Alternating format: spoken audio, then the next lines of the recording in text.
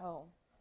Welcome to the Boston University Institute for Philosophy and Religion 2024 Spring Lecture Series on the topic of whether virtue can be taught. I am David DeCosimo. I am Associate Professor of Theology and Ethics here in the School of Theology and Director of the Institute. So the Institute was founded over 50 years ago by MLK's graduate advisors. And what they wanted most of all in the Institute was to preserve and deepen a place within the university where people could ask the most important human questions and do so with, on the one hand, deep intellectual rigor and seriousness, and on the other hand, in a posture and in a mode that invites others into the conversation, especially non-specialists, especially students and members of the public, and bringing those things together. That is scholarly seriousness and deep learnedness with a kind of capacious posture towards quote-unquote ordinary people, the non-academics who have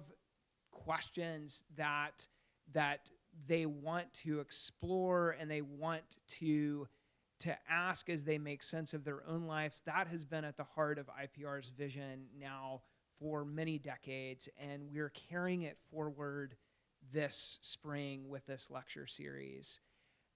In thinking about together so far the topic of whether virtue can be taught, we are building in an important way on the talk a few weeks ago by Professor Tal Brewer from the University of Virginia.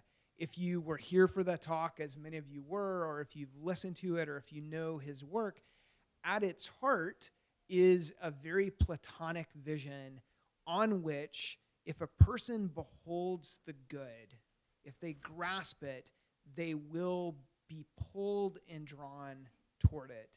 Today's talk adds, I think, a very important wrinkle to it, rooted in the work of the Christian theologian and philosopher Augustine, who on the one hand understood the kind of gravitational pull of the good, but who also understood that who we are as human beings are the sorts of creatures who, even when we grasp the good, may not always be pulled toward it and may not always succeed in moving in its direction.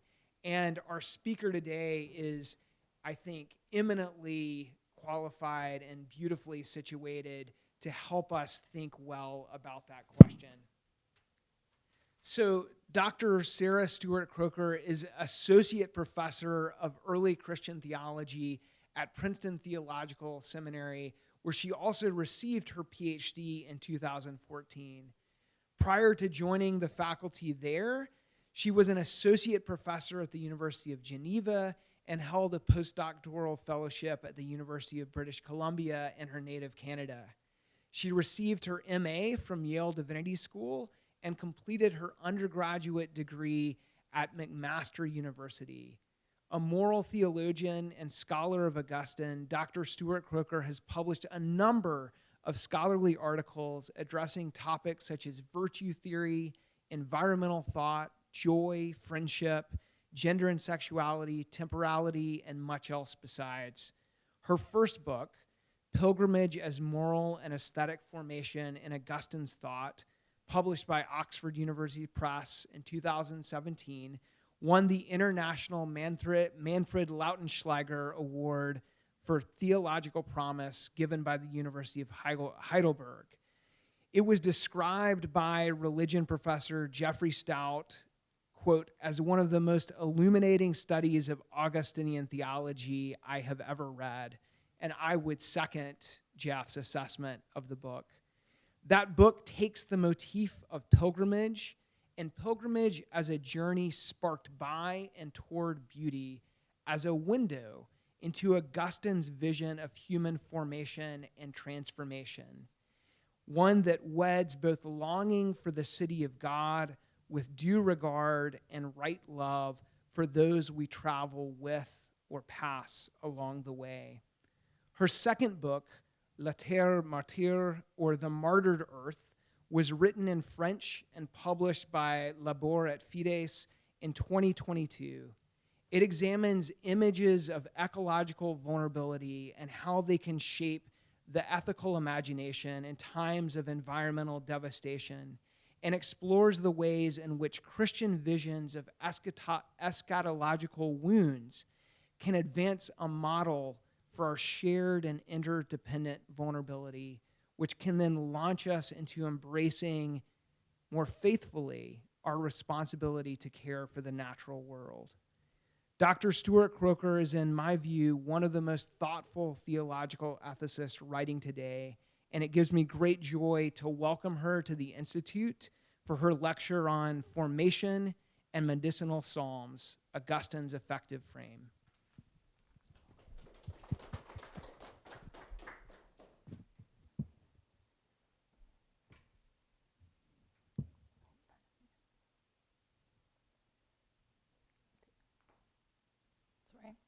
Using two computers, and that one requires his thumb. Thank you. Thank you. I'm so delighted to be here. So I did change the title slightly because this talk went in a little bit of a different direction from what I had been originally anticipating, but the Psalms are still in there as well. So for Augustine, the ordering of the emotions is integral to the Christian moral life. And in this talk, I'll look at how emotion and moral formation, or the possibility of teaching or learning virtue, interplay in complex ways. And part of what I'm ending up doing in this talk that I wasn't fully anticipating was sort of focusing on the role that emotional wounds and moral failure can play a role in moral formation. So let me just show you briefly what the structure. So I'll do a very brief introduction to Augustine's affective frame. And then I will move into considering this very brief little passage that we have in the Confessions where he describes his heartbreak. So we'll look at that instance, sort of the way that he describes the wounding of his heart, the way in which he actually sets up then his beloved, whom he sends away, as a kind of second Eve, and then the aftermath, the wound that won't heal, that prompts a kind of crisis that plays a really key role in his progress towards conversion. And then I'll move into looking more sort of programmatically at what role emotion plays in moral formation. So looking at some of the obstacles that come through in this account, as well as the way that the wound functions almost as a kind of catalyst to moral change. And then looking at a contrasting instance where he suffers a wound of grief, but that does heal. Okay, so in The City of God, Augustine offers a theoretical account of the emotions and their place in the moral life. These have been central to scholarly accounts of how Augustine thinks about emotions. We're not going to spend very long on that here, but it does sort of give us at least the initial frame or statement for why Augustine thinks that the emotions are so important. So he says, it comes to this then, we must lead a right life to reach the goal of a life of felicity. And this kind of right life exhibits all those emotions in the right way, and in a misdirected life in a misdirected way. And this really, I think, encapsulates the sense in which, for Augustine, emotions and their ordering, the ways in which they're oriented or rightly directed to this goal of this life of felicity, is really central to what he thinks the Christian moral life is supposed to be. So while these sort of passages from the City of God are foundational for understanding how Augustine thinks about emotions and affects, he actually expands in much greater length in texts like the Confessions, which is where we're going to focus most of our attention today, or the commentaries on the Psalms, on the experiential quality of the emotions. So the kinds of situations to which these emotions might respond, what their right ordering or healing might actually look or feel like. So in some ways, even though we get the sort of affective framework really nicely laid out in the City of God, it's in these other texts that we get more of the texture of what he thinks their sort of ordering might look like.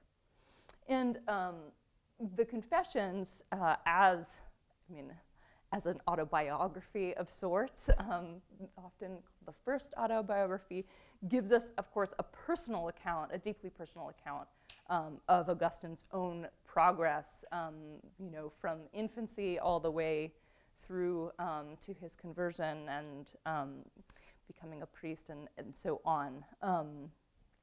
And so in the Confessions, we really get this substantive account, not just of what does ordering love or ordering emotions look like, but a really personal account of that as well. And so if on the one hand we have the Confessions, which give us this kind of really personal account of what the emotions look like in Augustine's own life, on the other hand, the other key text that I think really draws this out are the commentaries on the Psalms.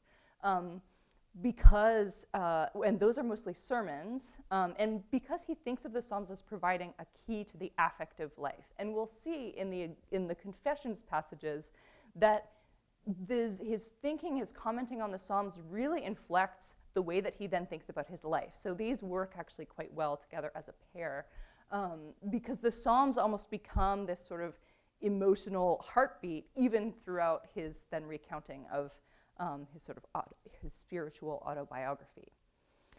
Because for Augustine, the Psalms not only articulate the range of human emotions, from lament, envy, to delight and joy, but they also, for him, show us how to move from disordered emotion to ordered emotion.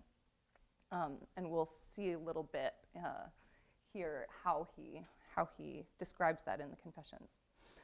One thing that is important to note, again, about Augustine's thinking about the emotions is that it's not the intensity of emotion as such that sort of creates potential problems of order or disorder. Sometimes the language can suggest that disordered emotions are necessarily sort of excessive. But it's not intensity as such that sort of defines what makes an emotion virtuous or vicious for Augustine. It's the way in which they are oriented, but also the extent to which they are willed. It's sort of owned by the will that matters for whether they're virtuous or not. As Sarah Byers has, I think, really well detailed, Augustine's sense of how this ordering of the emotions works has a really strong cognitive dimension. So often, when he's sort of doing this in a sermon or in a more homiletical mode, he'll address what he sees as sort of disordered emotions by addressing certain kinds of errors or warps in how we see the world. And so, correcting certain misunderstandings or misperceptions is key to how he's thinking about ordering the emotions. And ordering the emotions rightly for Augustine often involves sort of correcting misjudgments. And so that obviously could be one way for us to get into this theme about what it might mean to teach virtue. But I'm going to focus here on a different aspect of how emotions may relate to teaching or learning virtue, or in this process of moral formation. And that has more to do with a kind of the way in which an emotional experience may prompt the recognition of a kind of gap that doesn't work in the same way as the kind of correcting a cognitive error and what to do in the confrontation with how an emotion sort of can open up a gap in oneself that requires confrontation. And in this regard, we can see how ordering emotions in Augustine's text also often involves articulating them, expressing them, grappling with what they reveal about ourselves, and then also feeling them, putting them into the language of the Psalms, which for Augustine is a kind of way of situating them in relation to God, but also putting them into a kind of divine language. and allowing them to be healed. And so it's in that sense that he really does often talk about them as medicinal.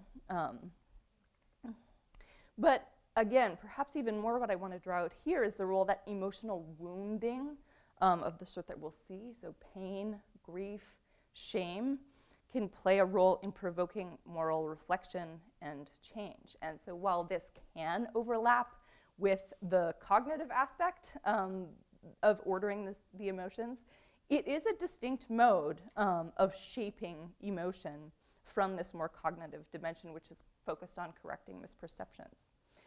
So to see this clearly in a particular instance, we're going to look at this passage from the Confessions.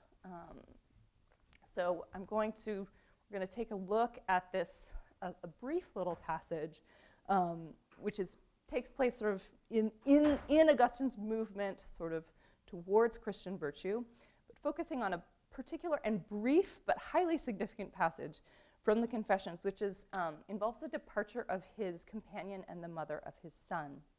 And we'll see that this opens up onto a number of aspects of how emotion and moral formation converge. And as we will have seen from the initial structure, we'll look at how he depicts her as a moral exemplar, the obstacles that he encounters to receiving what he later, in a sense, recognizes that she taught or showed him, and the way that his heartbreak acts as a prod or a catalyst to the crisis that leads to his conversion and his embrace of the new Christian form of life, and in the process heals a range of affective wounds.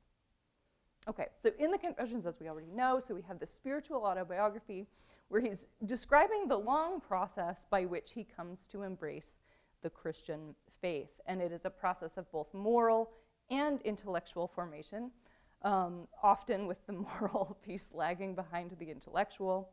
But I'm going to drop into this process at this particular juncture. Okay, and it's, yeah, all right. Well, so some of you may know the story, some of you may not, but let me set the scene a little bit. So Augustine is, at this point in his autobiography, he's moved from North Africa, where he was born and raised and educated initially, to Italy. He brings along with him the woman that he loves, with whom he has a son.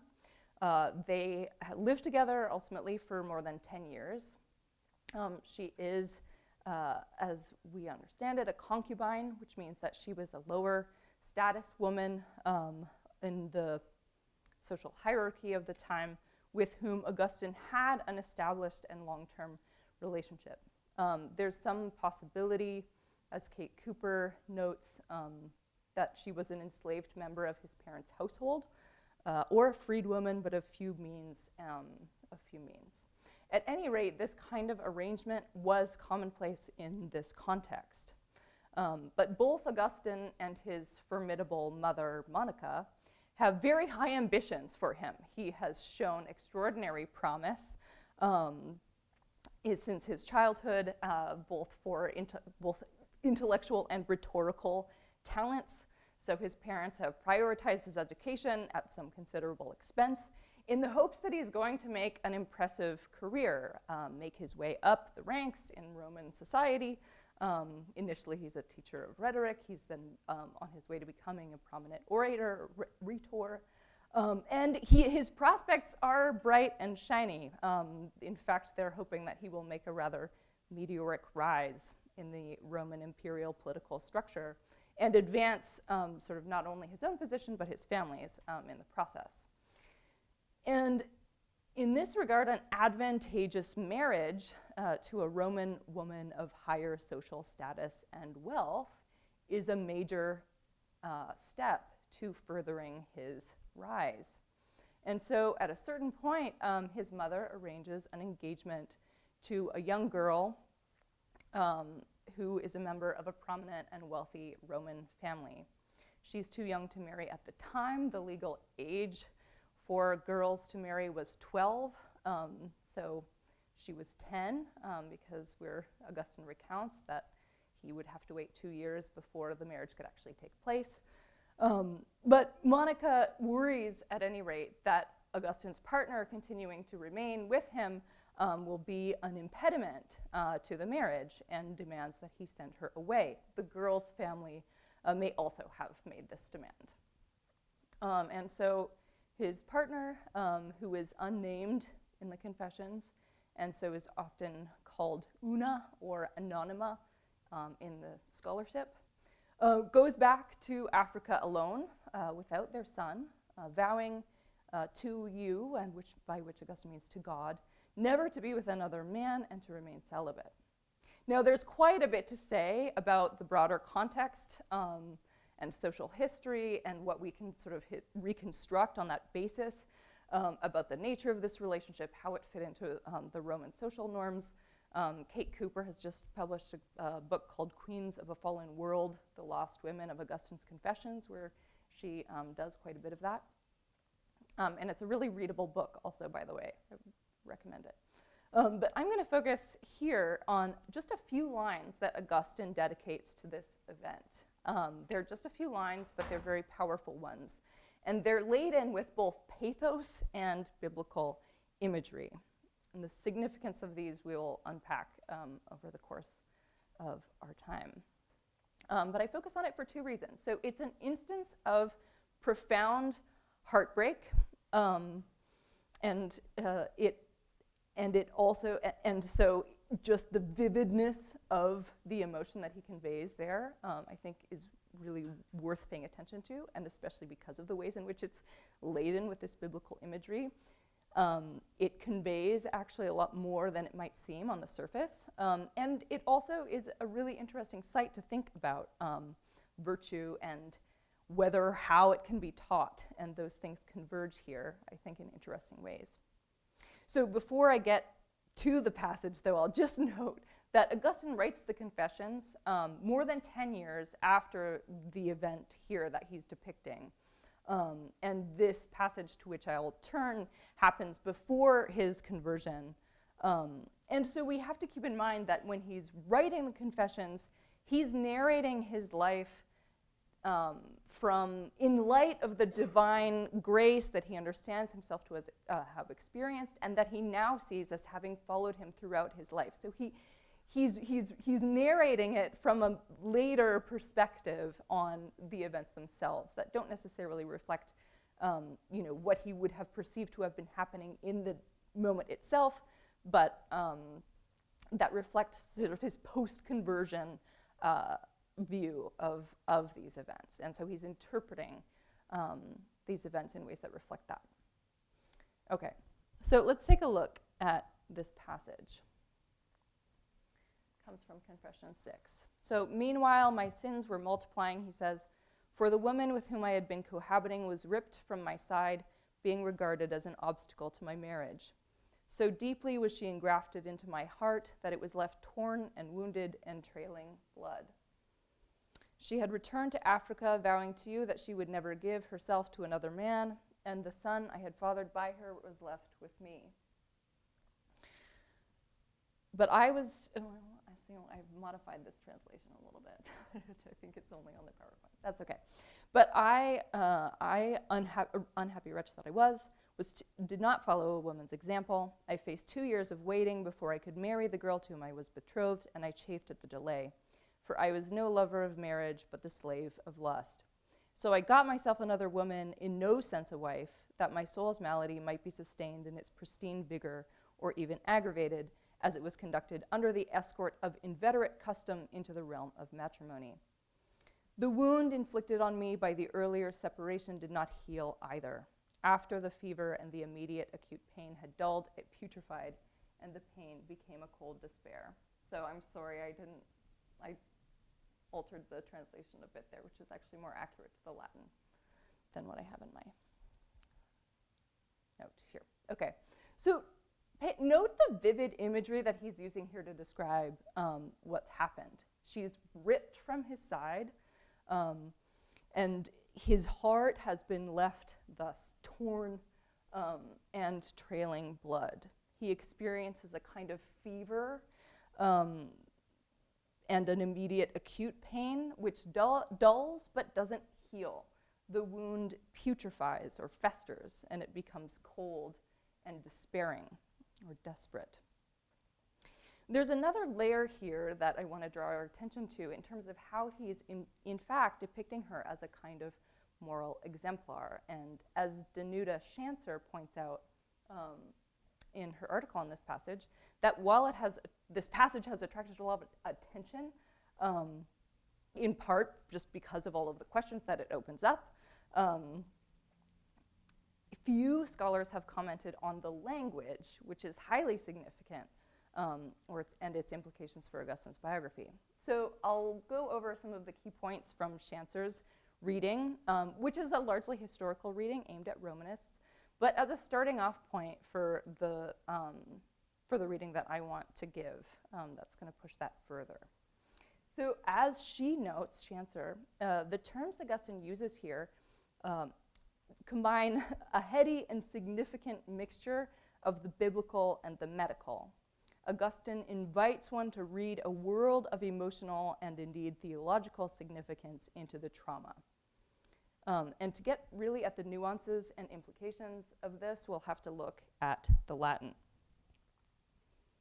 So this is the first piece that I'm going to draw our attention to, is this avulsa a latere meo. She was torn from my side.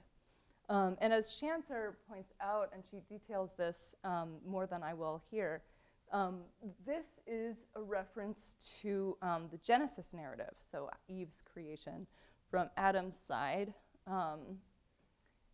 which we have here. So from the second Genesis narrative, Genesis 2:21 to 24, and the Lord God caused a deep sleep to fall upon Adam, and he slept, and he took away one of his ribs and closed up the flesh instead thereof.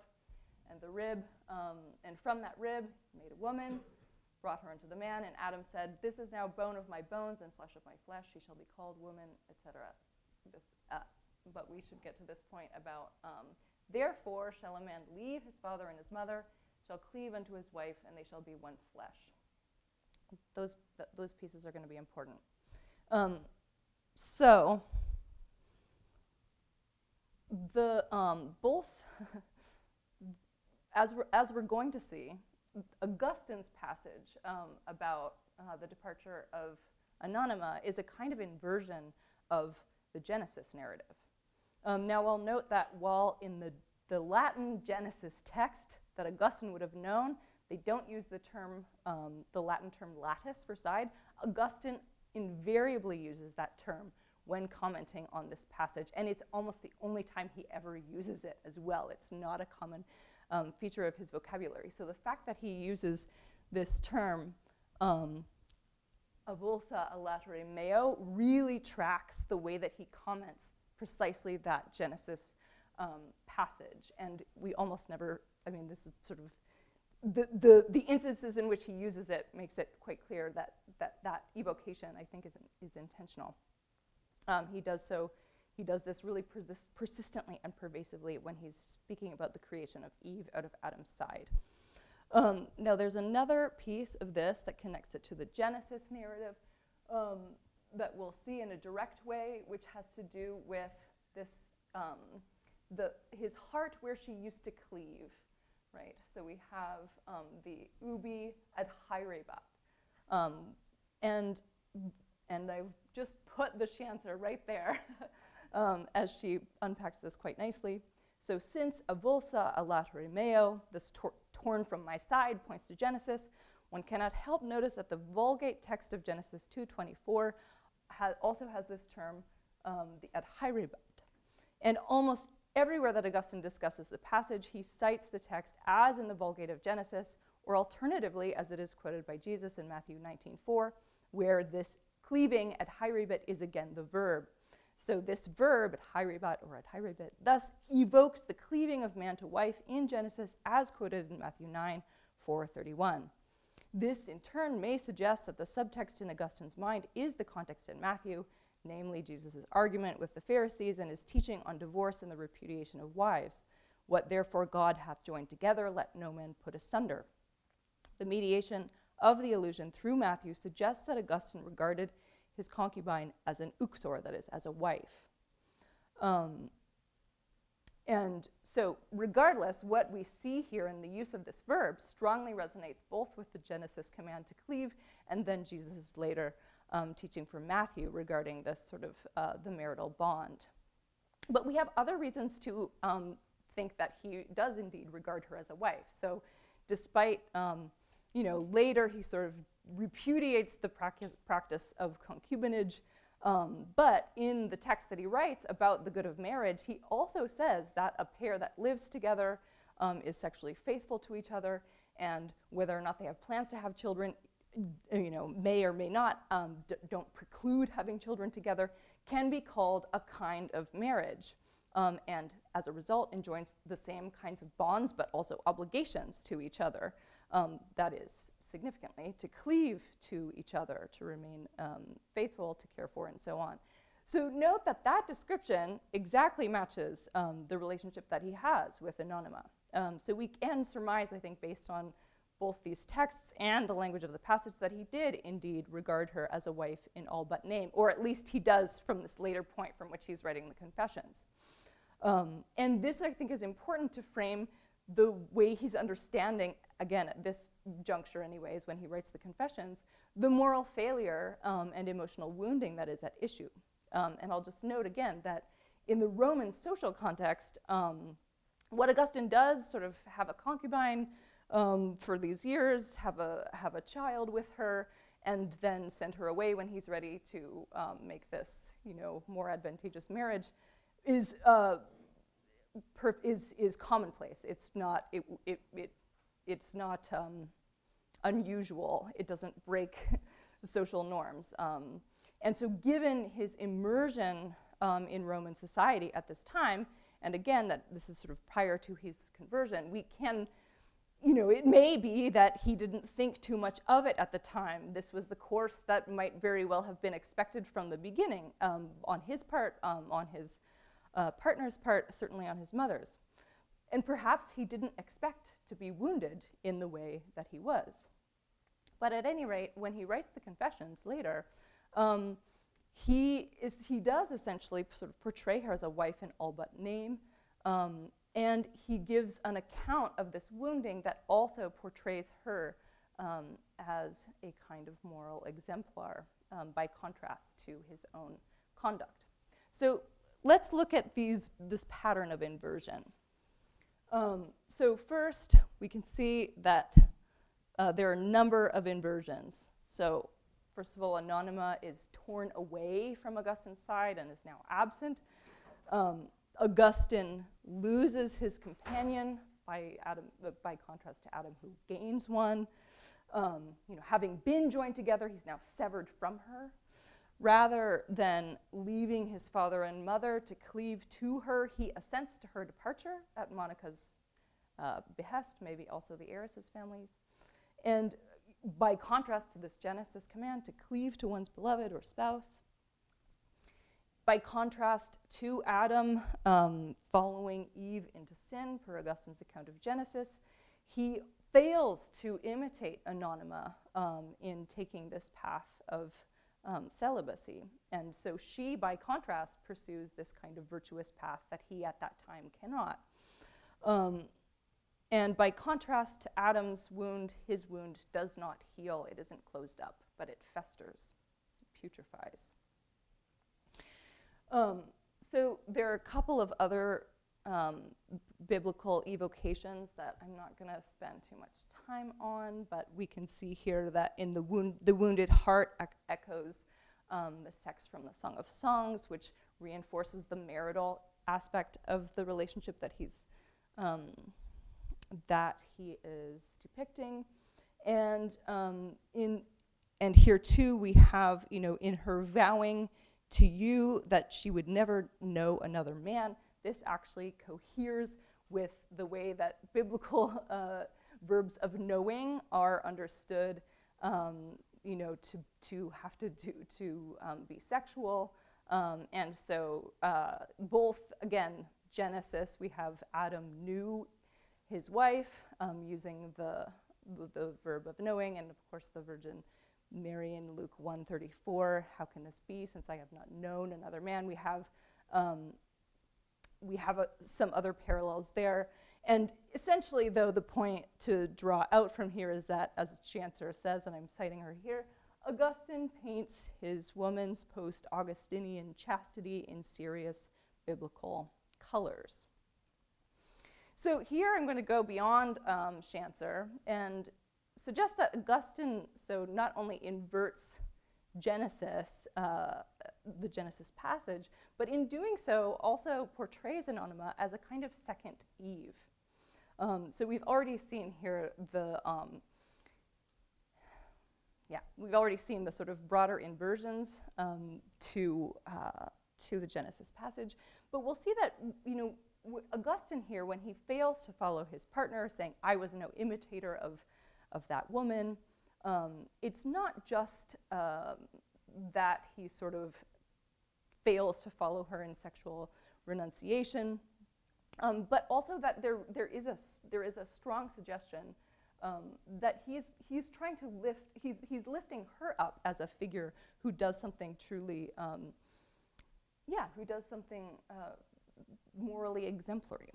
And the implications of this, I think, go beyond just sort of presenting her as a second Eve as such, or as an inverse Eve, because that also involves Christological overtones. So because for Augustine, Christ is a kind of second Adam, not only in that Christ inverts or reverses Adam's sin, but also in the imagery Augustine uses of Christ as the body of the church, you know, that has been born from his rib. He has a whole allegorical reading of Adam's sleep and the removal of his rib as parallel to Christ's death and the piercing of his side from which the church is born. And so both in saving humanity from the original sin of Adam's and in sort of birthing the church from his side, so to speak, Augustine frequently returns to this idea of Christ as the second Adam, or the inverse Adam. And here, I think, we have, as a result of this reading of the passage, Anonyma as a kind of second Eve.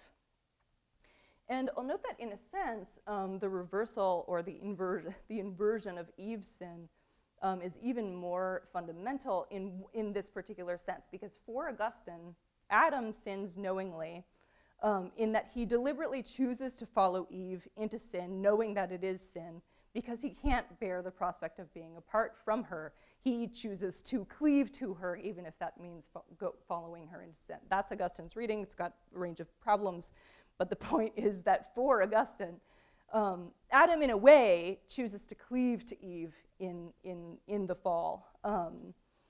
And in that sense, his fall is deeply relational. It comes about from this impulse to cleave to his partner. And so Adam isn't deceived in the same way that Eve is on Augustine's terms.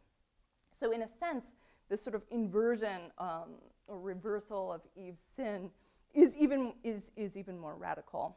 At any rate, Anonyma as a kind of second Eve is in this sense a kind of figurative feminine complement to Christ, which I think is a very striking implication of reading the imagery to this point. So to be clear, I'm not suggesting that she is, or that Augustine thought she would be in this regard, equivalent to Christ, but that he is highlighting a kind of Christ-like exemplarity here that's conveyed both in presenting her as a second Eve, but also when he evokes this aspect of imitation, right? That she is taking this path of virtue, vowing to you, to God, to take this path, but he is no imitator of her. And so we I think, get a really interesting interplay between those dynamics of exemplarity and imitation. It's also worth noting here that it is Anonyma before any of the other male friends, and there are a number that end up intervening in Augustine's sort of ensuing process towards conversion. She's the first. She leads the way, in a sense, on this path that Augustine will eventually take himself. And it's also worth noting that she, by contrast to Augustine, who eventually converts surrounded by friends and family, does so very alone, having had to leave behind also even her son. So let's see now how this plays out in the aftermath and how it intersects with our themes. So she's deeply engrafted into his heart, and yet he suffers the wound of her departure. And as Kate Cooper claims, this throws him into a spiritual crisis that will alter the course of his life. So when it comes to this question about teaching virtue, it might seem that we should think that the deep grafting into one's heart of a person that one cares about obviously so very deeply, as Augustine conveys, and who in this telling embodies a form of admirable virtue, should have some kind of pedagogical impact on him. And I'll argue that ultimately it does, but here, first and foremost, the impact is simply emotional. He's left trailing blood and his wound won't heal. But he can't follow her path in this instance. Ultimately he will, as we know, but not here and not now. In the aftermath of her departure, he tells us, being a slave of lust, he quickly finds another woman to satisfy his sexual desires. But by contrast to his relationship with Anonyma, which is, as he paints it later, a kind of marriage, or he considers it a kind of marriage, this woman is in no way a wife. And so there's no indication that there's any kind of significant emotional or relational bond. And the instrumentalization, perhaps exploitation, of this woman is not difficult to read here in Augustine's own description. I got myself a woman. So Augustine's festering wound and this sort of cold despair that he describes marks the story that follows. They prompt him to reconsider his life.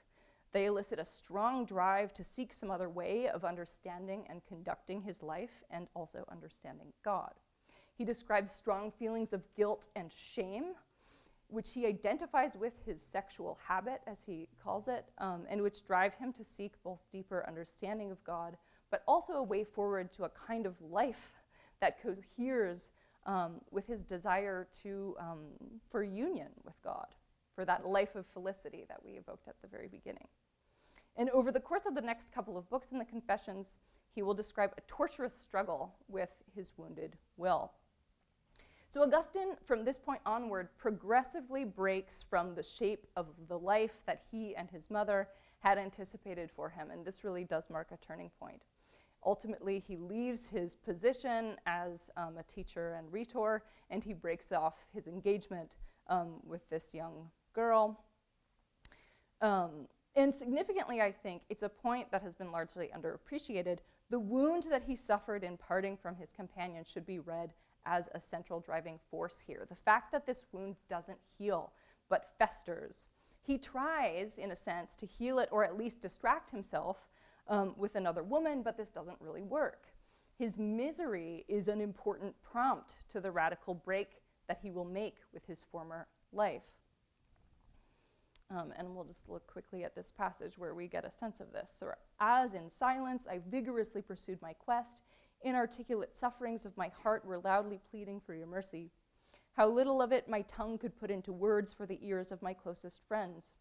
But all of it came to your hearing, how I roared from the groaning of my heart, and my desire was before you, and the light of my eyes was not with me. So note here that, again, as I was sort of had indicated at the beginning, he's putting his agony into the words of the Psalms, articulating this suffering, for which he says he lacked words at the time, right? He says, how little of it I could even put into words, even for my closest friends, and yet now in writing Confessions, he can put it into the words of the Psalms. So he also says that it's his arrogance that prevents him from seeking God as he wills, and this should also remind us, or this points to the fact that for Augustine, pride and lust for power are fundamentally wrapped up together as the paradigmatic vices of Roman society. So again, in taking the course of action that he does, Augustine was not doing anything out of the ordinary in the Roman context. It's commonplace for young men to make their careers while having concubines in the meantime, in order to then, having established themselves, hopefully, or they hope, higher up on the social ladder, they can make a more profitable marriage. And so Augustine is acting very much in keeping with the Roman norms at the time. The fact that he's going to say so much about arrogance, conceit, and pride, and ambition as sort of features of what's wrong with him, and that he will then later identify those as like the key vices of Roman society, should also give us some clues as to how he's going to frame his moral failure beyond the fact that he doesn't cleave to his partner the way that he should have if she was in fact a kind of wife.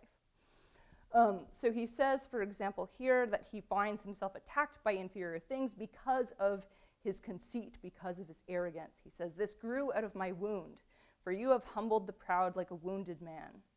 So the wound of this broken heart is, for Augustine, the means by which God humbles his pride eventually. He says, and again, we get the medical imagery here, right? "My swelling conceit separated me from you, and the gross swelling on my face closed my eyes.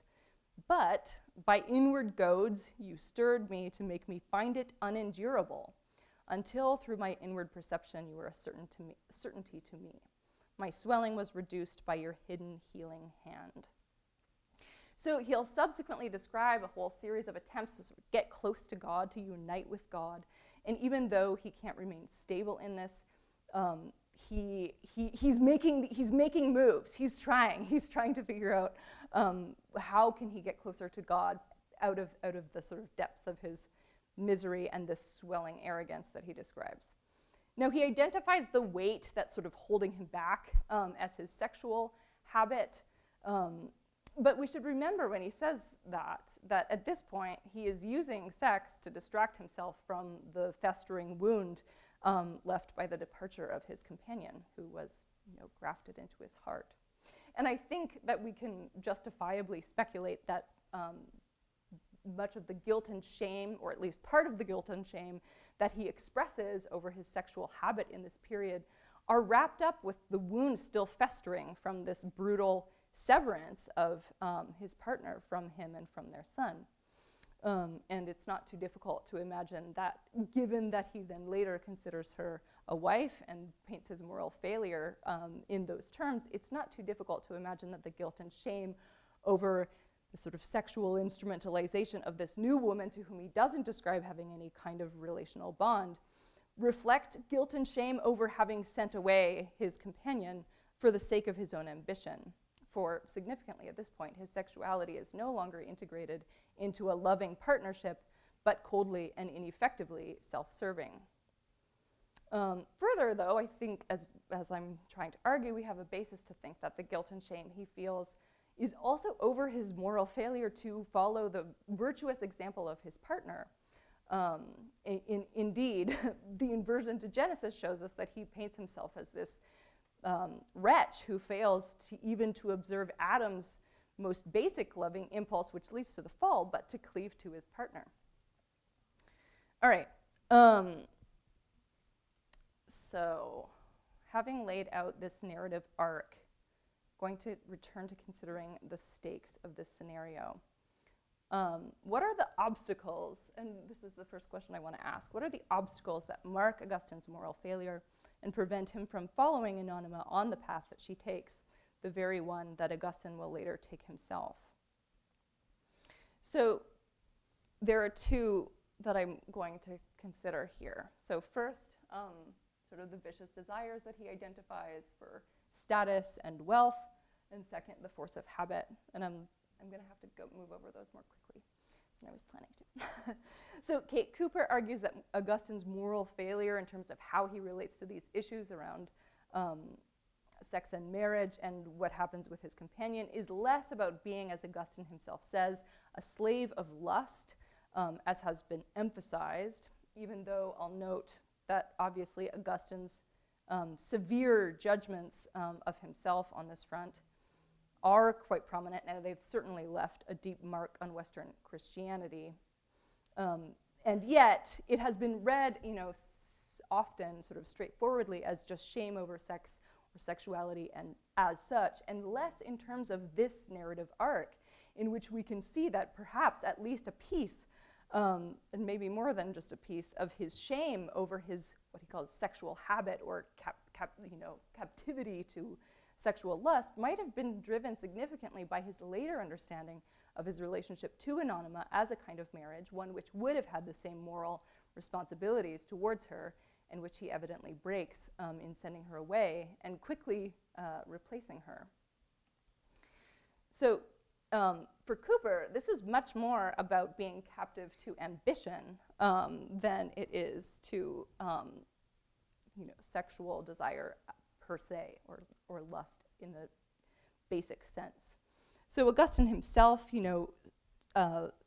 has prefaced part of this passage with saying, I aspired to honors, money, marriage, and you laughed at me. So that's God. God's laughed.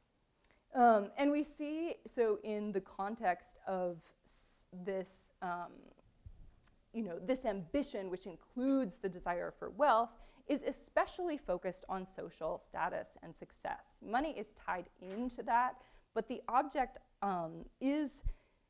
can be boiled down to being one of power. So his social status gives him power in a Roman imperial context, and it's sort of political jockeying. And he pursues this aspiration for status and power at the expense of these relational bonds, not only between himself and Anonyma, but also between her and her son. And so again, it shouldn't be surprising that Augustine's most fundamental criticism of the corruption of Roman society later has to do with this lust for power, this lust for domination, as he's going to argue at length in City of God, which he also associates with pride. Okay.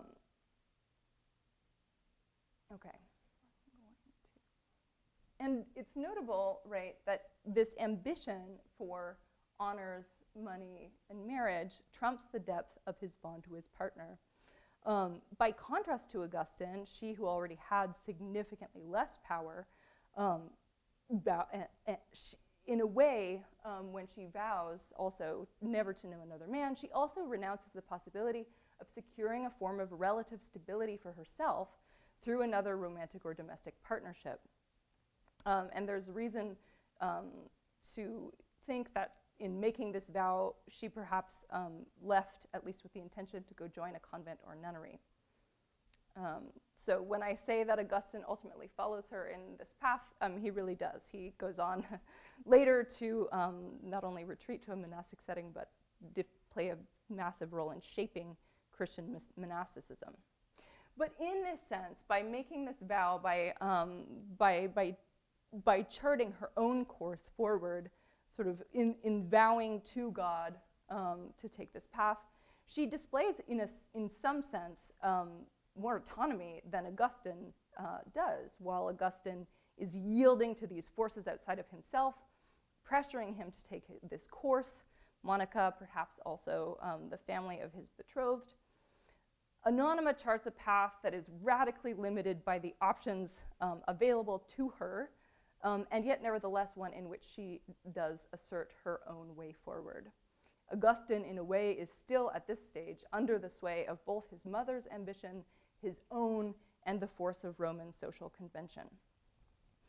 Okay, another obstacle is the force of habit, and we're going to have to move more quickly through this part.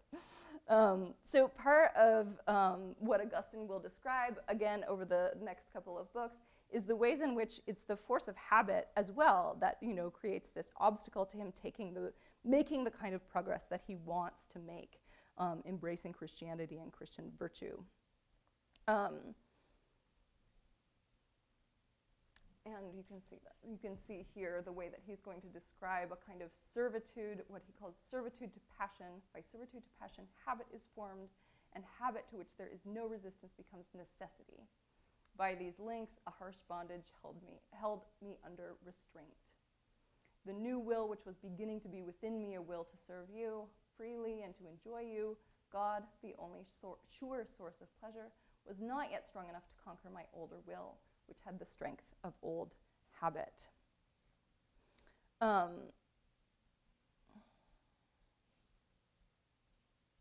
Okay, I'm just going to skip over that section of the talk. Right. So how does Augustine move forward, and what does it have to do with Anonyma? Well, again, as I've claimed, it is his heartbreak in significant regards, that propels him forward, and what leads him to reevaluate the shape of his life.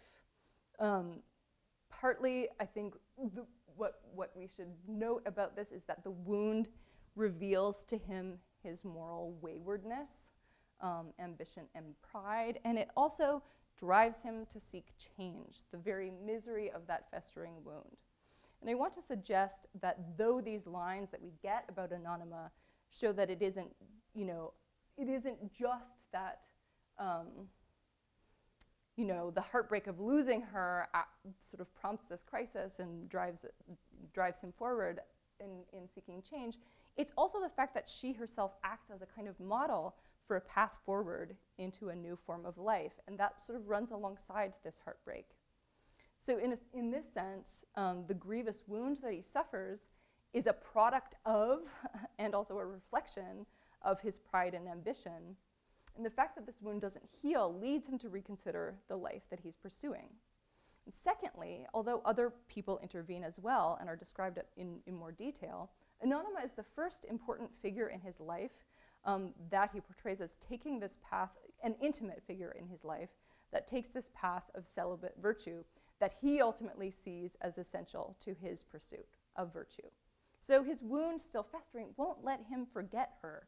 And as he seeks healing, though he doesn't say this explicitly, the second Eve image, I think, indicates that she remains present as a kind of, as an exemplar, the memory of what she does and her path to God and his failure to follow her in it also stay with him. So not just the wound, but her also as a kind of model that we get sort of memorialized in the way that he portrays her as the second Eve. So Augustine can't imitate her at this point, as he says, but both the wound and her example are, I think, at least at the root of his subsequent search for God. So what does this leave us with? Well, we may be deeply marked by exemplars, but the way in which that may teach virtue is highly complex.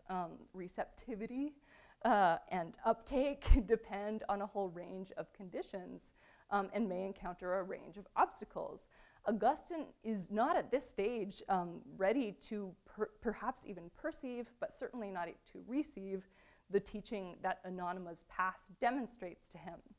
So what does it mean to be taught? In significant ways, Augustine relates a whole slew of stories about teachers, both good and bad, across the Confessions. But Anonyma really has a kind of, in reading this passage and seeing the way that he is showing her as this, or just depicting her figuratively as a second Eve, shows that she's been, I think, underappreciated in terms of how important a kind of teacher she was.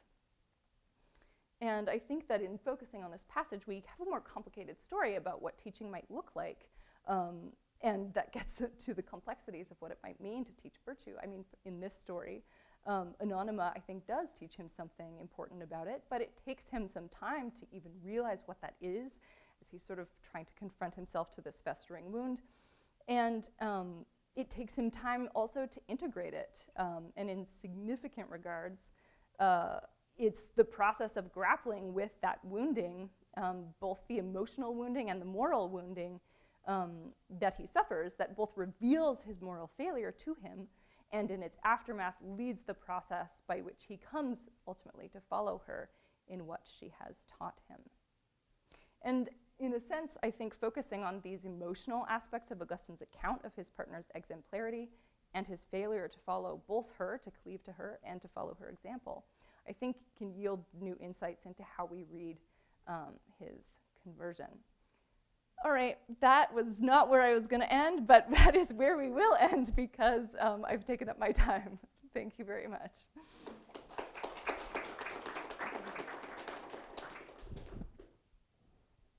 Well, thank you for a wonderful lecture, and thankfully we have plenty of time for Q&A, and so hopefully we can elicit from you maybe some more of what didn't get didn't get to fit in the talk itself. But questions?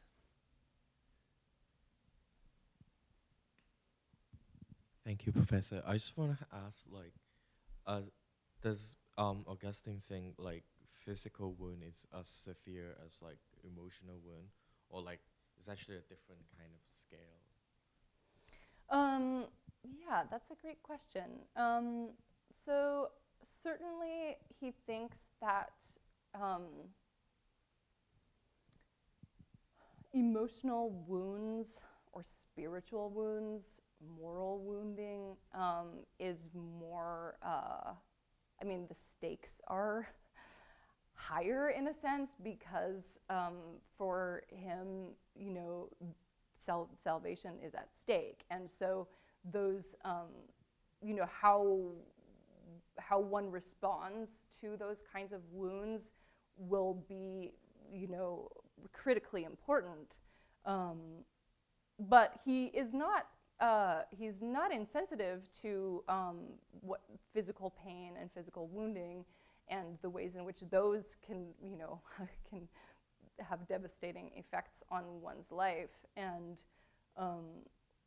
he also doesn't think that, if you're virtuous, if you've sort of and rightly ordered in your emotions, and that you'll then be able to sort of just be indifferent to physical suffering. So by contrast to some of the other philosophical currents of the time that he's going to oppose, he's going to say, no, even if you've achieved a level of virtue and so emotional ordering and so on and so forth, we are creatures that cannot be insensitive to physical pain and suffering.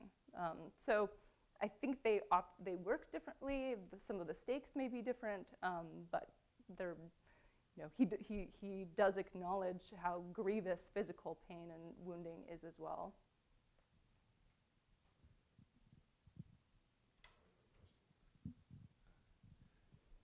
So you've done a great job, I think, convincing everyone why Augustine is the great theorist of how difficult it can be to come within the gravitational pull of the good, and that you can find yourself in a situation where you think your current wife is getting in the way of your next wife, and lamenting that she's only 10. And the room's got to be disgusted. I don't know. My speaking for you. I think it's and Augustine was there, and he says it, but the part of the lecture you probably were getting to that you didn't get to talk about, but I think we all want to know is, so if you're in that horrible situation and you see it, then getting out, does it have more to do with just thinking your way out of it, or does the good somehow have resources beyond what we're used to? How does the good get to us? Like when you're disgusted with yourself and everyone around you is disgusted with you. Yeah, so there, in an important way, right, none of it can happen for Augustine without grace. But there are, but exactly that, the pursuit this longing that he has for union with God, to reach this, also, what he perceives to be goodness, truth, and beauty. His attempt to his longing to find that, because he is so miserable, does propel him forward. And he does describe this sort of series of ascents, right, where that leave him with, and he describes them in highly aesthetic terms, an aroma, a taste, and so a memory of also this sort of radiant light that he can sort of see in the flash of a glance, but then crashes back away. So I think that hooks into a piece that I also had to skip over, ties into the role that memory plays. That he's no longer sort of just constrained by the force of habit, as he'll describe it, but he has new memories of something truly good and beautiful that he's chasing after, and he carries that forward with him. And so I think that that's a piece of what you're evoking there, of does the good have a kind of yeah, I mean, he thinks that the good, it only happens, grace is the precondition, but we're drawn to what is beautiful, and the good being the most truly beautiful, does kind of give us this shock of awe and wonder that he then that he describes in these very textured ways as sort of giving him a memory that he carries forward as he's seeking to find this new way of life. So I'm coming at this from left field because I'm not a theologian. Do you mind using the mic? Right. Otherwise, Well, I'm coming at this from left field. I'm not a theologian, but I have read some of your work, and I'm interested in Wordsworth's interest in Augustine. And I'm only interested in that because I'm interested in leisure. So it really is left field. But what I'm wondering is, it seems to me that the wound reveals Augustine's moral waywardness, and that leads him to seek change in his own life, and he comes to have a self-awareness, and that self-awareness is to do with his relationship with his concubine, and I think she was a concubine, because I can't see why. Well, she was. Yes. Yeah. So I can't. So that he wants a kind of not just beauty, but inner harmony, which I think is what Wordsworth sees as beauty. So you have to have exterior harmony and interior harmony, and so that leads him to this sort of perception of a spiritual life. But what I wonder is from where you're coming from, is if rather than a second Eve, his former concubine, who he probably loved, and so to put it in much more prosaic terms, he had a chemistry with her that he lacked with this 10-year-old, and he sort of found, so if we posit that, so he did have a physical bond with this woman, well, if she becomes a Mary Magdalene rather than an Eve, then, and he's the second Adam or Christ, then, as I seem to remember, Christ reveals himself to Mary Magdalene when he's had this, when he's resurrected. So Augustine is effectively becoming a resurrected person, a born-again person, if you like. I'm not wild about that terminology, because he's had this sort of inner awareness, and from the perspective of somebody who knows the story, she becomes somebody who's a goal. I mean, whether or not she went into a convent, we don't really know. We don't know, no, indeed. But if he's positing his development in biblical terms, then she can become a Mary Magdalene figure because that's in the story. Is that a possibility? Yeah, I mean, I think that the possibilities here for, in terms of reading, like, what figurative conclusion to this really sad story, might we imagine? And I think that, the way that he paints this passage does show us that he's looking to redeem this in a sense. And I think in some way that sort of memorializing her as he does is an attempt in a way to repair or heal that wound in a way that he never did directly. And I think that there is, and this again is something I had to skip over, but the longing for an inner harmony or an alignment is very much part of what he's longing for and what's driving him forward. He describes his will as being, divided against itself, and that so. And I think that this initial wound that he suffers, it's the fact that it won't heal is a kind of it introduces a kind of a gap, a fissure in his inner life that he is looking to heal. So yeah, I mean, I think the language of the passage, very, very clearly sort of gives us this Genesis trope. But then, insofar as later we have, Christ as the second Adam, and what does that mean for how we might think about Mary Magdalene and Augustine and all of that? I mean, sure, I think that there are all kinds of ways to imagine what the conclusion to that story might look like if we were to sort of repair Augustine's, repair this horrible story in Augustine's life, theologically in some sense. Well, but on I think the it's an other interesting hand, suggestion. Having had this trauma, he then sees that as leading to this kind of spiritual life. Yep. So, I mean, and that seems to me then we're back to an awful lot of literary stories. An awful lot of, yes, Literary stories. Oh, for sure. I mean, and the thing is that Augustine's text, he was a very literary writer.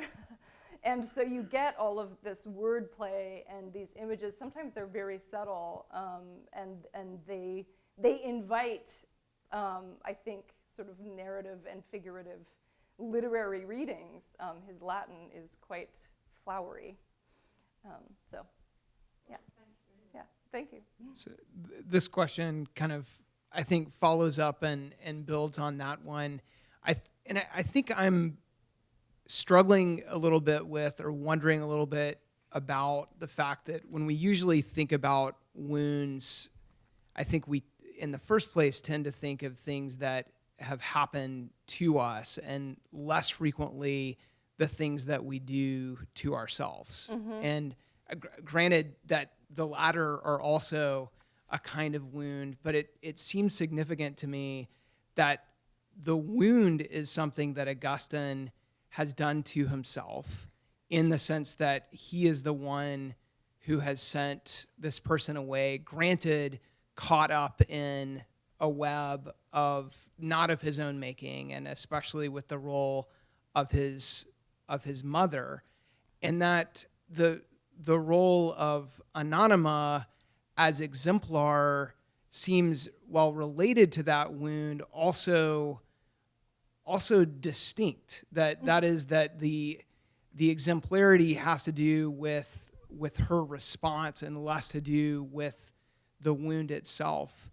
And in my mind, when I think about wounds and sides, I think less immediately about Eve being taken from Adam's rib, and more about Christ himself being pierced in the side. And I wonder whether you see any kind of possibility or continuity, for Augustine seeing this self-inflicted wound, where Augustine is a wounded wounder who, having wounded himself, goes on to wound others, including whoever this woman is that he then takes on, in parallel to the one he sees as the wounded healer, whose wound in the side is something that is entirely from without, and the fruit of which is healing. And I mean, that's less of a pointed question and more of an invitation for you, as the Augustine scholar you are, to reflect on and help us think about whether Augustine might be seeing some kind of continuity between the woundedness of Christ and the wounds of Christ that heal, and a kind of recapitulation and healing. Because it's less the case that wound, that Augustine's wound is healed, as much as it's the case as that wound becomes the means by which he is able to encounter the wounded healer, who heals him in a much deeper way. Yeah, so there's a lot there. So it is it's self-inflicted in a way, but it's also inflicted on him, right? So he, the way that he even frames this passage, if we go back to it, is, that it isn't his decision, in the sense that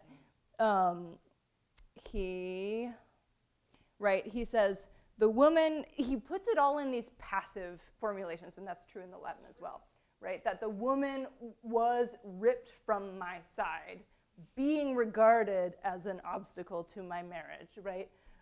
So it is inflicted on him, and we know that Monica was arranging this marriage. She's very much propelling him forward, but at the same, so it is, and yet he exceeds, right? He lets her go. He's on this path too, and in a way, the passive sort of, is that a way of evading, in some sense, a full grappling with his role or his part in it? At any rate, it is at once inflicted on him in a sense, but also self-inflicted. And so what I want to say is that we have two things happening in this passage. One is that we have this description of the wound, which, becomes this catalyst to seek healing. We also, though, have, the exemplarity piece is distinct from that. I mean, but it's Anonyma's response to what is a severance of her, and a much more drastically devastating one. That her response to this wounding, to the severance, is to make a vow to God, and to remain faithful to Augustine, who is acceding to sending her away. And that, I think, is at the heart of both that interplay between the wound as a and it's not just one. I mean, presumably, we don't have an account of her experience or of his son's, but I think we can assume that it's not only his wound. I mean, he does go on to, he is wounded and he wounds others, and he accepts their wounding as a consequence of the path that he's sort of set on.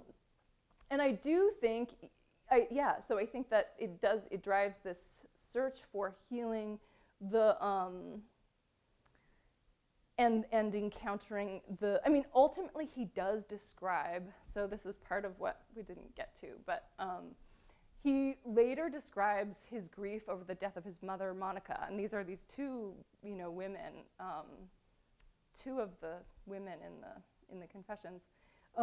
He describes his grief over the death of his mother, Monica, which is after his conversion, in almost exactly the same terms, in that he says, my heart, we had been so used to living so closely together, being, having her torn away from me, create, like, my heart is cut. He almost is very, very similar language, being cut to pieces, being wounded. And yet he is able to let out that grief, to express it, and to experience a healing of the wound of his grief over his mother. And I think that contrast shows something quite striking about that he has now encountered, the source of true healing. And again, the Psalms actually are all over that and play a really important role. And it's not incidental, because he does think that the Psalms are, in fact, in many regards, like the voice of Christ. And so being able to express emotion in the language of the Psalms is, in a way, joining oneself to Christ, even in the expressions of lament, but then in the healing that they then offer.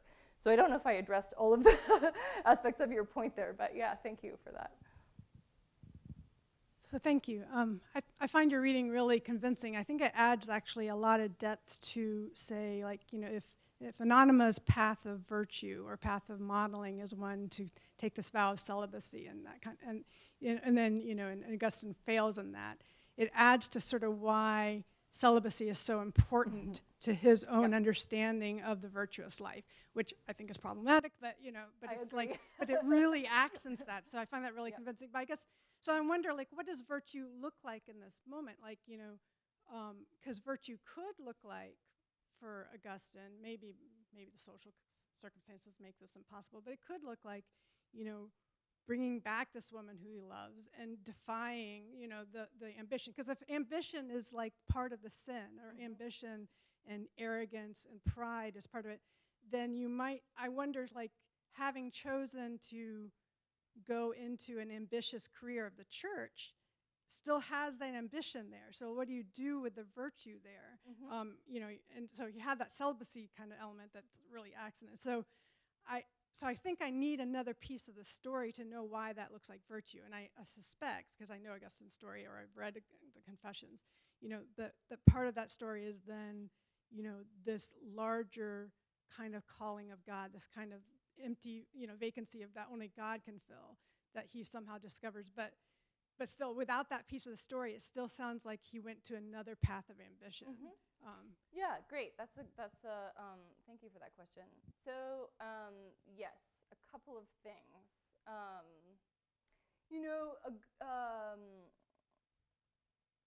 So I think, so I think that the fact that, she takes this path. I mean, we also have to distinguish, like, what is virtue on Augustine's terms, or what does the virtuous path look like for Augustine, and, to what may we want to hold on to when not hold on to from his terms, in terms of, carrying it forward. And I think, so I think one of the things that is actually significant that I think this maybe opens up is that, so for one thing, like, celibacy was not a condition of the priesthood at this time.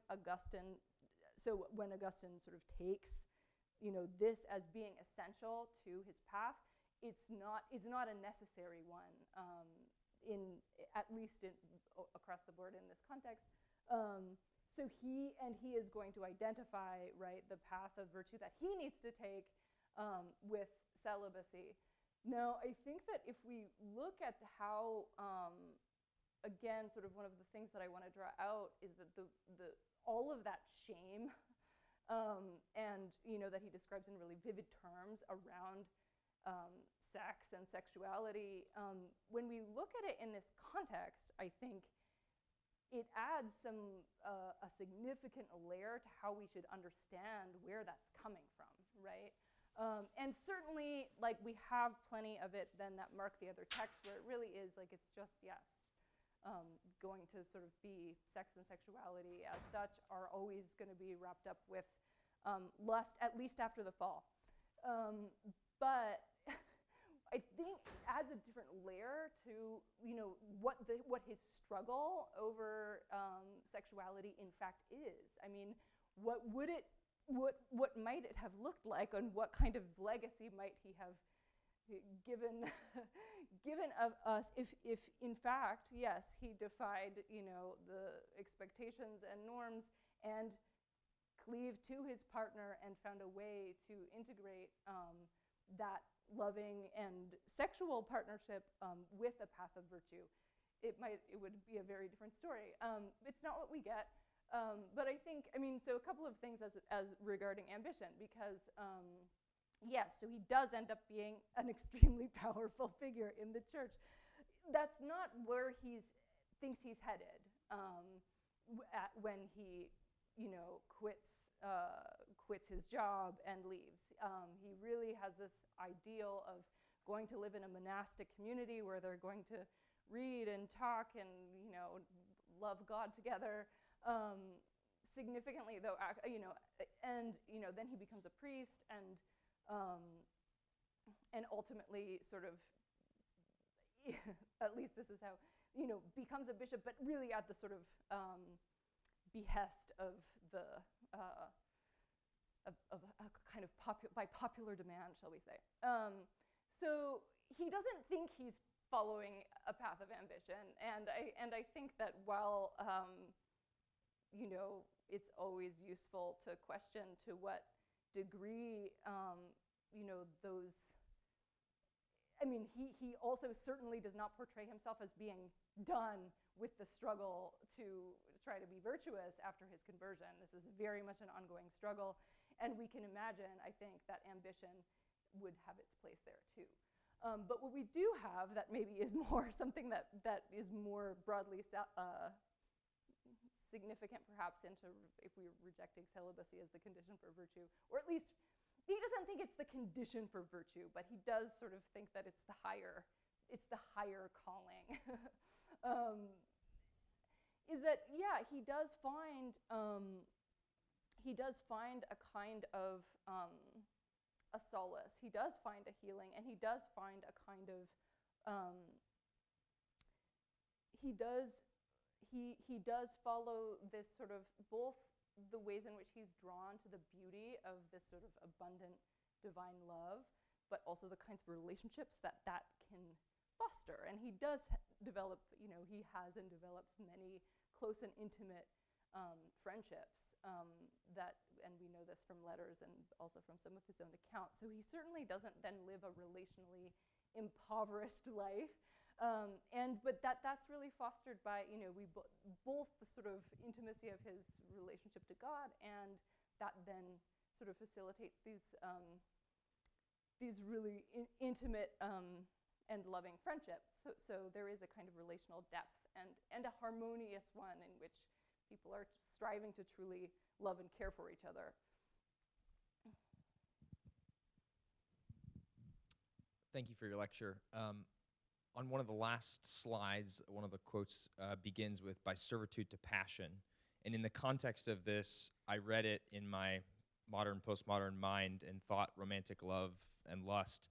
And then I sort of had to backtrack myself and say, wait a second, that's not what passion means in a pre-modern context.